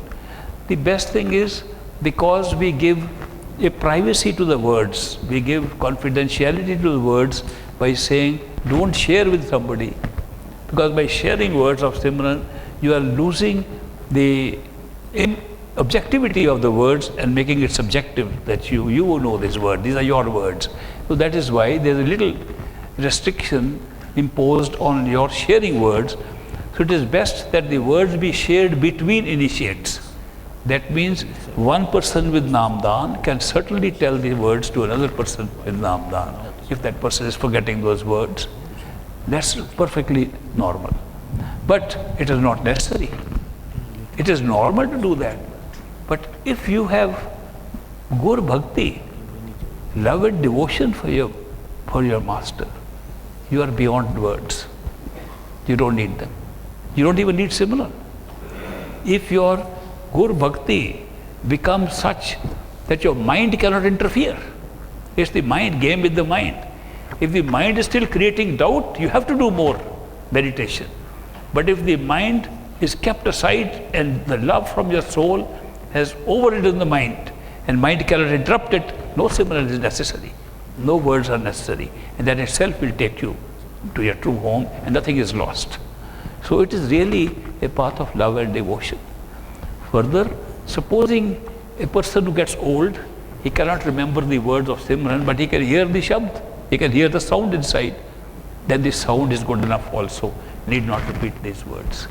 So all these are possibilities, but do not emphasize that the words are going to carry you very far. Words are temporary, but the Simran can be used to create the experience of the sound, and the sound, once sound comes, you can drop the Simran altogether. If somebody can close eyes and hear the sound, Simran becomes unnecessary. Then Simran should only be used when you want to attack something which is negative and is trying to bother you. Then you Simran, it repels the negative entities or powers around you. So you can just go with this sound. But if you are in Guru Bhakti, you don't even need that. When you are unshakable faith in your Guru, and that's kind of devotion coming from you, no meditation is necessary. How are you, Master? Missed you a lot. That's it. That was it. Actually, I think that's like a collective thing from a lot of people sitting here. When somebody misses somebody, what is it a sign of? It's a sign of love. You don't miss somebody if you don't love that person. Sometimes you want to miss something, they're different. A man told me he misses his wife's cooking as much as he can. So you see, that's a different kind of missing. But missing is a sign of love, and when you miss, remember when Baba Jaimal Singh wanted to go and have darshan of his master Swamiji, he wrote a letter, I miss you so much. I want to see you as quickly as I can. That's what is happening to my heart. And Swamiji writes back, your soul is going in higher regions. You can't miss so much if there's no internal growth and progress in your soul also. So you are making spiritual progress. When you miss your master, you're making spiritual progress. When you feel that kind of love, intense love, when you miss, you are making internal progress, though you may not be seeing it visually. Sometimes you see visual things inside, sometimes you experience it in these forms outside. So it's a very good thing. I congratulate the questioner about it. Thank you. It is mentioned in books that Kabir Sahib took his disciples to Sachkhand at the time of initiation using his power. Why not now it is done? There are people who have gone directly to Sachkhand immediately at the time of initiation. They worked very hard in their past life and went to stage 1. Even earlier they went very hard to develop Guru Bhakti. And 3 lives earlier, they got initiated. When we talk here now, what is happening in this life, we are not taking into account what happened earlier. Swamiji is quoted as saying that this is not a path of one lifetime. We have used many lifetimes to come to this path. And it is several lifetimes that we have been waiting to find the opportunity to now say, let's say goodbye here and go back home. Swamiji says, एक जन्म गुरु भक्ति, जन्म दूसरे नाम, जन्म तीसरे तुरिया पद, चौथे में निज धाम. He just explains it. That don't think it's a one life affair that you suddenly get it. First, you fall in love with the master. You fall in love with the spiritual path. And the whole life you build up that. Next, you carry this whole sanskar with you. You carry all this, what you've grown, this growth, that learning that you have done, and experience you have got, carries, and master initiates you. You don't remember your past life. You say, I'm lucky to be initiated very young. I'm initiated by this master at this time. You think it's only one life. Then you work hard and you're able to reach some part. Say, you can reach Turiyapat, you can reach astral causal stage, you can reach the top of the causal stage. You die, the physical body, you're born again. And in the 4th life you find, as soon as you are initiated, you reach Sachkhand. It's not instantaneous. You've taken 4 lives to get that. But you think that the last step was the only step that's taken. I've seen people having that kind of experience. There are people whose shabd, the sound, immediately opens up. some people whose sound is there as children. Some people have asked me, before I got initiation, I was hearing the sound the same way that I was supposed to hear after initiation. How did that sound come? And the answer is simple. You were initiated before. You're carrying it from past life. You're just carrying on from the progress you made in past life. So that is why when a master takes you at that time, that's your last stage, that you have completed your course and you're just ready to go home. Dear Master, if the seeker gets naam from more than one guru, what will happen when the seeker is dead? Maybe many gurus will come and pick up the soul together. Thank you.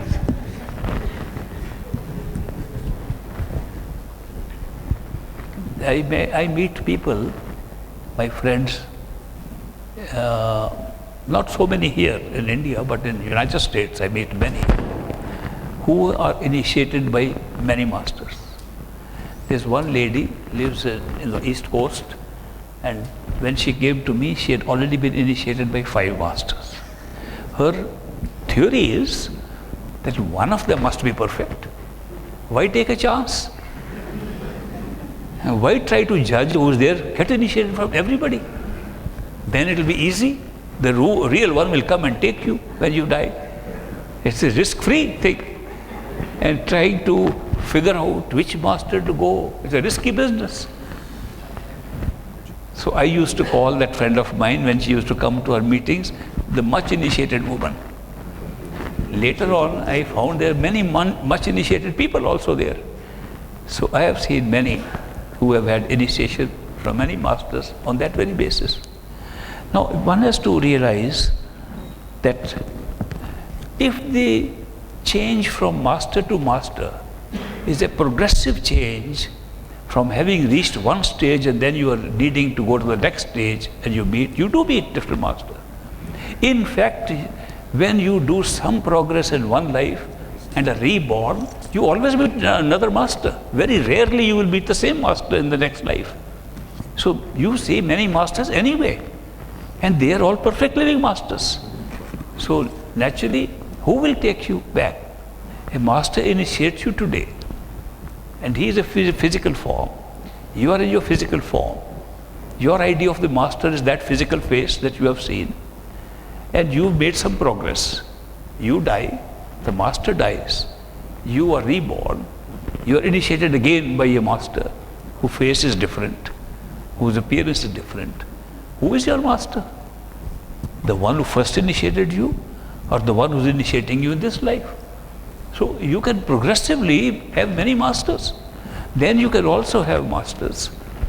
At the same time, people have been able to see more than one master in meditation.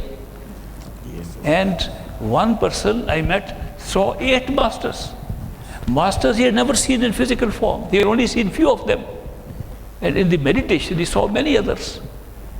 One of them saw having a round table conference and telling him something which was very essence of the whole thing. The essence was, who is a master? What is the real form of a master? The real form of a master is the sound current, is the Shabd. In the Bible it says, word made flesh. Here we say, Shabd Rupi, Shabd Rupi, Guru. That means where the Shabd itself becomes a Guru. The external form, the physical form, is only temporary for that form. And the actual thing is the Shabd. If that is true, that means all perfect living masters are the same. They are not different. They are the same.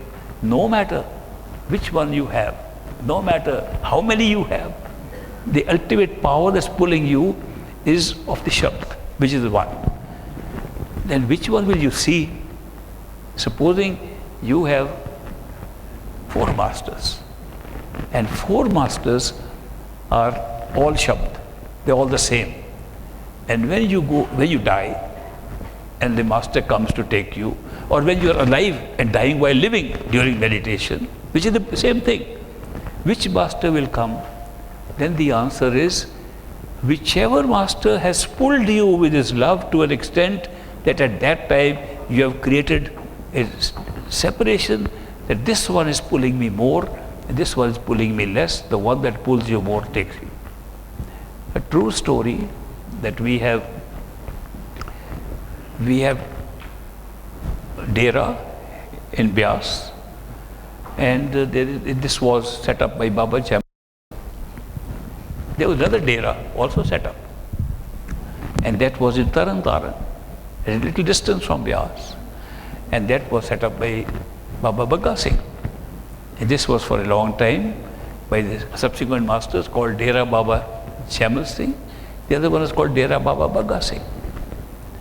Now, when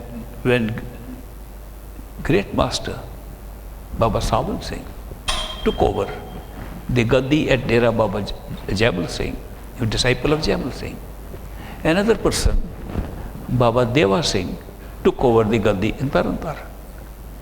But there was some problem when Baba Deva Singh took over.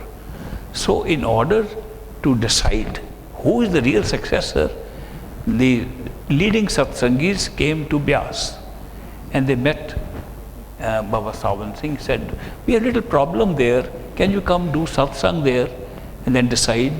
It was great master who went there and said, no, don't worry, Baba Bagga Singh's true disciple and the Gaddi is Baba Deva Singh, and installed him there.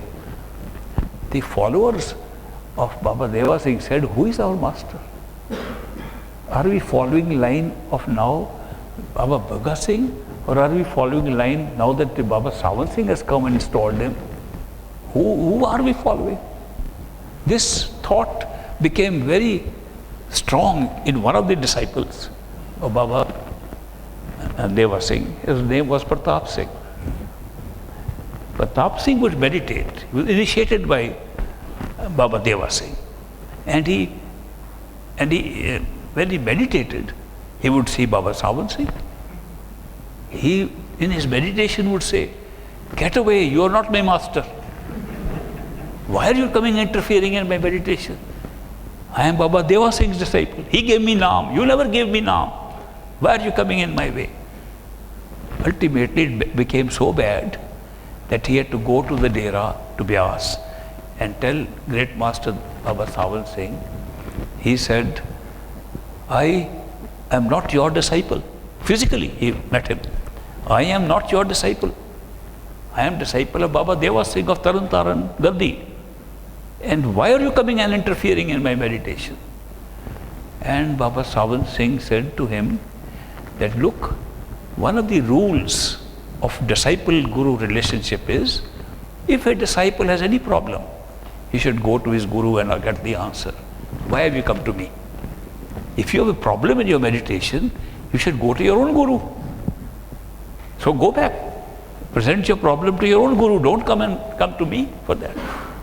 So he returned and went to Baba Deva Singh. He said, I had a problem, I didn't tell you, that although I am your disciple, I love you. I want to meditate on your form. I want to see your Nuri Sarup. But every time I meditate, it is Baba Sawan Singh coming in the way. And Baba Deva Singh said to him, Prap Singh, all masters are the same. They are Shabd Sarupi, Shabd Roop. The Shabd becomes the form. So don't make a distinction. But who a disciple follows is depending upon where he is pulled most by his love. It is obvious that if Baba Sawan Singh is coming into your meditation, you are attracted to him and he is pulling you. Therefore, do not make any distinction between the two of us. Go to Baba Sawan Singh and tell him, my master has now sent me. I have not come on my own. I have come under his hukum. And now I have come to ask you that since you come in my meditation, do you accept me? And great master said, Beshak, you are welcome. And he said that after that he was able to meditate. Later on, he became the guru of the Taran Taran Gaddi itself, succeeding Baba Deva Singh himself. His guru nominated him. But every time, I met him so many times, and every time he said, actually, my love for him, and that is why I was pulled there. Therefore, the answer is very simple. If the spiritual path is a path of love and devotion, It's where the love and devotion takes you. And that master will come and be physically available, visible to you at the time of death or in meditation, where your love is moving you, where he is pulling you with his love. It's automatic. So some people ask me, I have got two masters in my life. Who should I follow? I give standard reply. Whoever pulls you with more love, follow him. One man wrote to me, both pull me equally. I said, you're very lucky. We can't find one master in this world, you found two. It's very good for anyone. So the point is that these are things which we discuss like it is an external thing, like meeting external people, that teacher or that teacher. It's not, they are not teachers. They sometimes pretend to be teachers, sometimes they look like teachers, sometimes they teach. But they're not teachers. They are friends who have come with a list of marked souls. We have to take these souls back home. No conditions attached. That list which they carry of marked souls, that these are the Atmas, these are the Ruh, these are the persons who are existing here, and we have to take them home, they will take them home. No matter what. It is not based upon your karma, it is not based upon the meditation you do, it's not based upon whether you love them or hate them, it doesn't matter anything.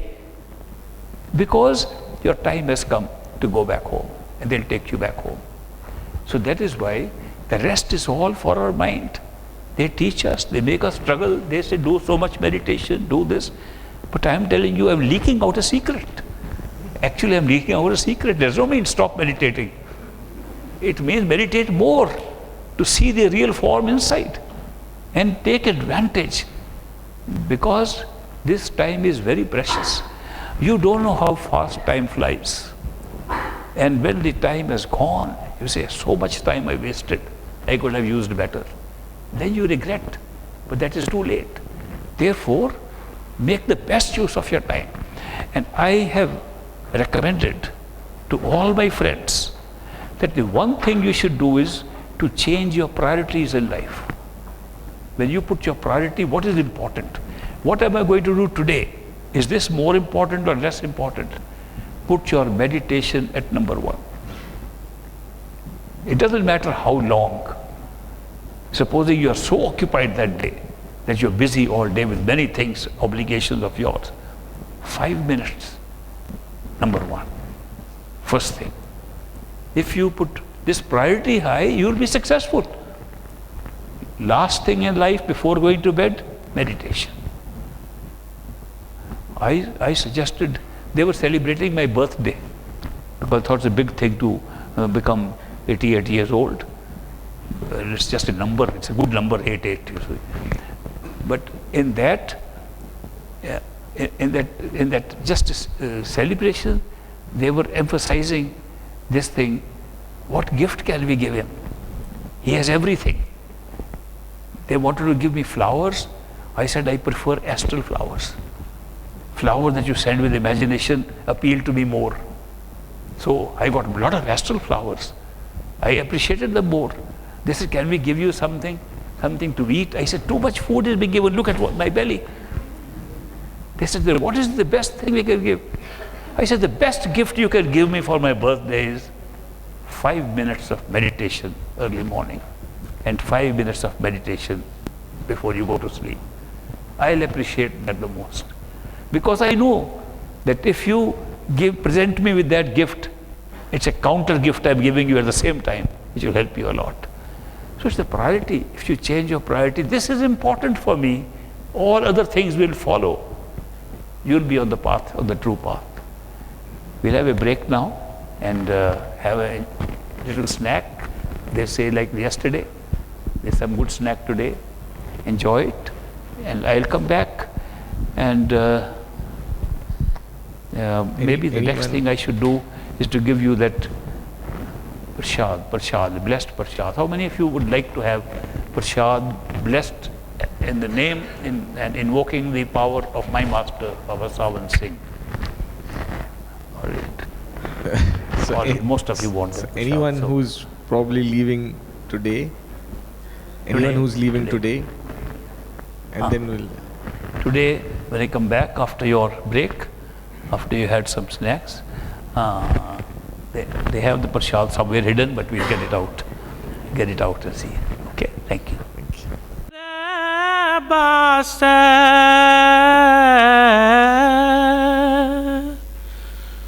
गुर को शब्द मेरा हियरे बासै हर नामा मन संग तरो तस्कर पंच निवारो Thakur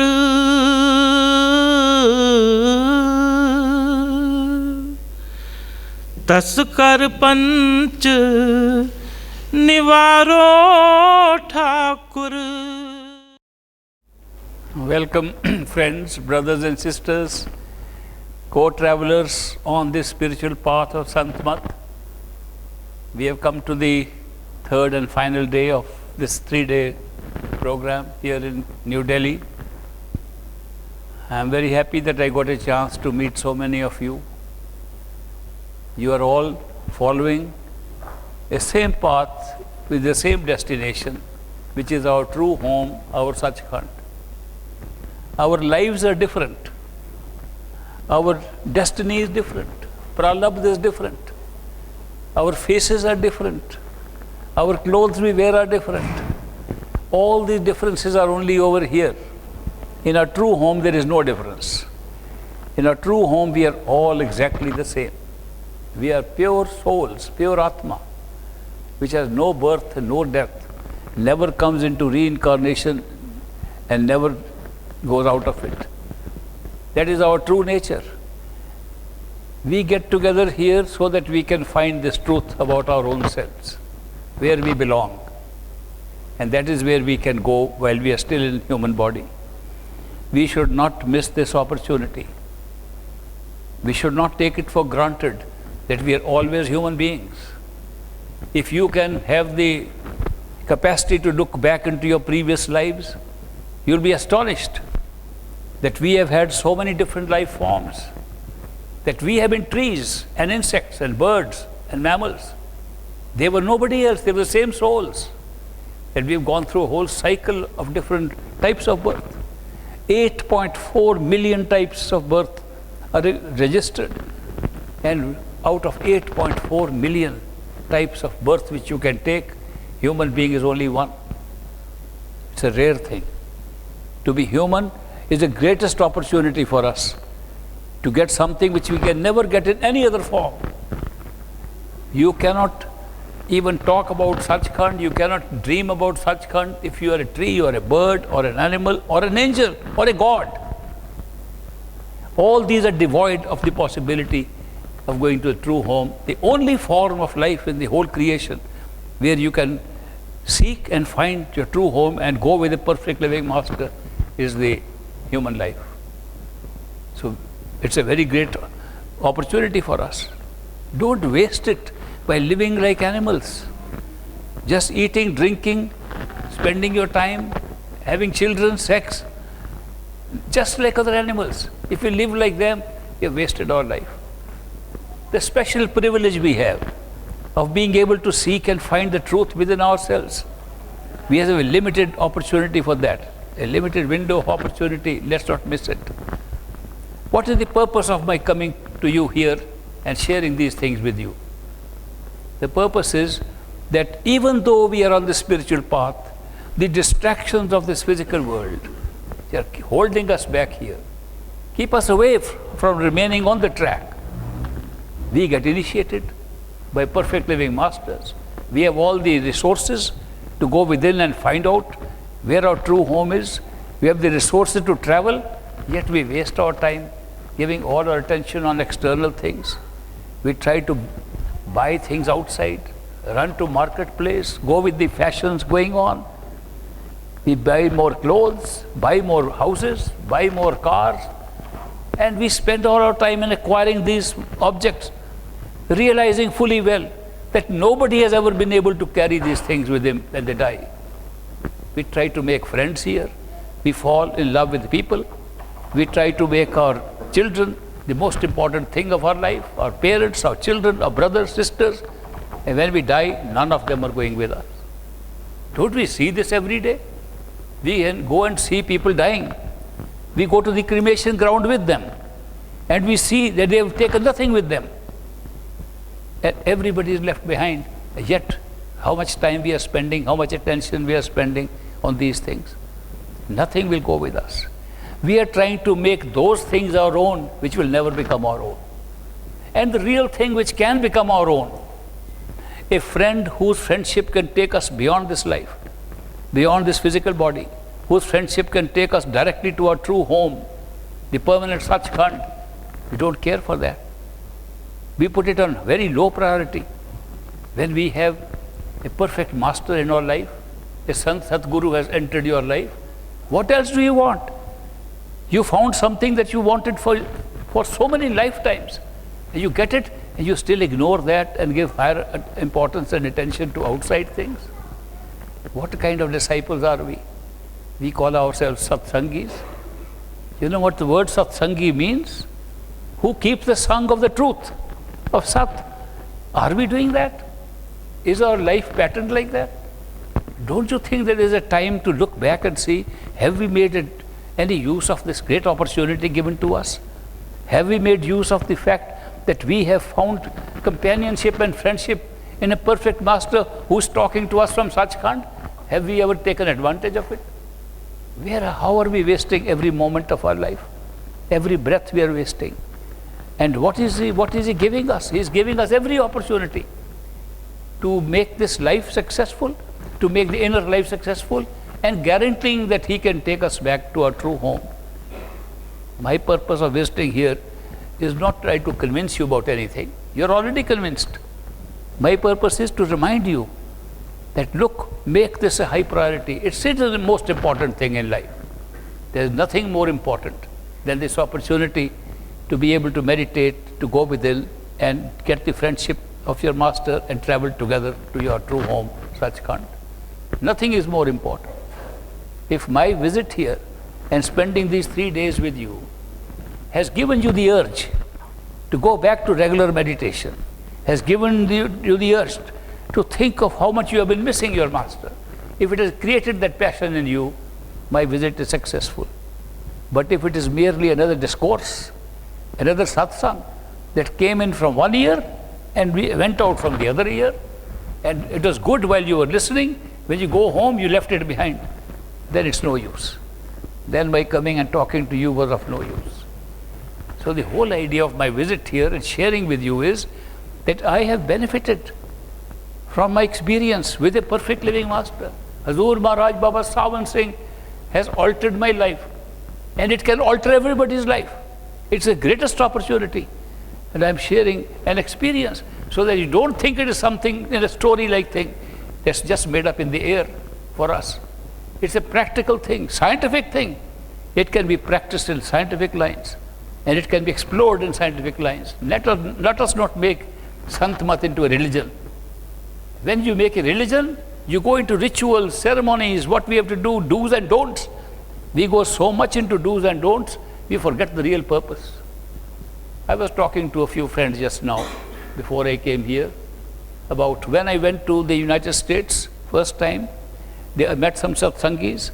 I was very happy to meet them, that they are co-travelers. We are going together to Sachkhand together, and we are happy to get together here. They said, let us go and buy some groceries. So we went to a grocery store, and they began to look at the labels of everything that was there. The fine print, some had to take out their special glasses to read those fine prints on those labels. What does it contain, ingredients? I said, if you want to buy vegetables, and it says vegetables, what are you looking at? No, we never know what they can put into these things. We spend 3-4 hours on looking at those little labels. I suggested to them, if you were just to do half the time of meditation, the labels won't matter at all.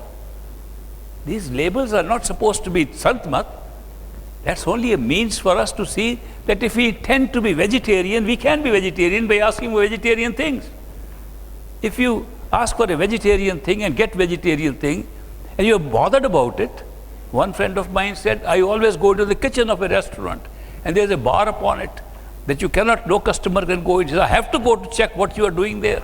And he spent hours quarreling with them. If the same time was spent in meditation, it wouldn't even matter what he was eating. See how we shift our attention from the real thing of going within and finding the truth, which is true santmat. And from that we are shifting ourselves to seeing what is outside, to verify outside things and making these things more important than meditation. What good is being a vegetarian if you are angry all the time, if you are lustful all the time, if you are trying to gather things all the time? Vegetarianism doesn't care all those things, and those are more important than vegetarianism. So we put our emphasis on the wrong thing, and then we say, we are satsangis. What kind of satsangis are we? Satsangi is one who is so immersed in love for the master, who's become a mastana, an intoxicated one. That's a satsangi. A satsangi is one who doesn't care for what anybody is saying.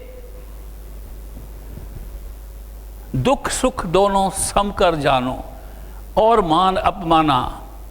If you can take the dukh and sukh at equal par, and also whether somebody praises you or insults you, you are a satsangi. But we are bothered by what people say. We are trying to keep up with other people's opinions, that they decide whether we are happy or not.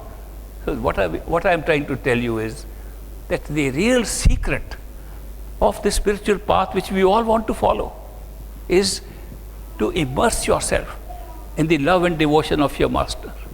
Think of him all the time. Remember how much he is giving you. Everything that you had is given to you. There is so much to be thankful for. If you look at the good fortune you have and compare it with people who don't have that, compare with people who are living in such great poverty and distress and suffering, compare with them, you will be able to say thank you all the time. You will be full of gratitude. And that gratitude is worth more than collecting all these things. Then we start collecting books, that by reading books we'll be able to get something. Reading of books has never taken anybody anywhere. I would like to be one single person in the whole world who says I got enlightened by reading books, any number of books. Books only give us some information, and if we don't act upon those books, we are getting nothing. In the Bani it says, Padiye jete bars, padiye jete maas, padiye jete arja, padiye jete swas. You can keep on reading with every breath of yours. You can keep on reading every month. You can keep on reading every day. You can keep on reading your whole life. Nanak lekha egal or home chakhanchas. The thing is only one which is not in those books, and the rest is all home, ego. I have read so much. The I becomes strong by reading so much. What good is that reading? It's not the books that's going to give anything. Of course, if you want information, books are good for information, but they don't enlighten anybody. Enlightenment comes from within, where the light is, and that's where you get enlightenment. So unless we practice what we have been taught, and unless we carry out the instructions of our guru, of our master, we are not really taking the benefit of this great opportunity. I came here just to tickle your fancy about what you have, and to tell you this is what should be given the highest priority. And if I have succeeded, I am very happy about it. But I am very happy to see the love and devotion that you all have. I have met you individually. When I saw you coming to take prasad, I could see how much devoted you are. Maintain that momentum. Maintain that devotion. You will not be able to cross the astral plane with Simran. You will not be able to cross even the causal plane just by merely hearing the sound. You can go into the state of Parbrahm and Sachkhand only with the help of love and devotion for the perfect master who is calling you from beyond that. It's a call from there that takes us there. So therefore, keep the big things in mind. Love and devotion for the master, constantly thinking about him, using meditation to develop that love and devotion, not using meditation as a mechanical thing by itself. So if you can do that, you will benefit a lot.